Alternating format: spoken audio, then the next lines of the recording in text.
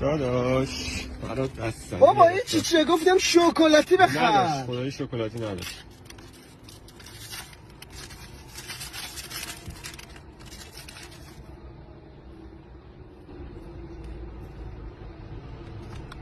Oh, so good. احمد بخور شده دیگه، چرا نمیخوری؟ داشت گفتم با نبات بیاره. بخور. چه شایش خوبه. داشتم میگم اصالتا بچه کجایی؟ ما داشت بچه تهرانی. پس اینجا چیکار می‌کنی؟ داشت یادت نمیاد سال 57 ما پیکان داشتیم مدل 60. شهرداری گیر و گدار خوردیم میگم بابا کورنجار میرفتن. گفتن خونتون افتاده سر اتوبان. چند متر عقب نشینی کنی. 250 کیلومتر رفتیم عقب افتادیم تو کاشون.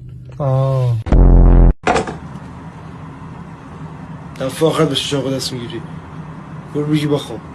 اصلا ستیک و بیستیقی گوشی دستت جمع کنه. برو گوشتو بده مامانت. بدو.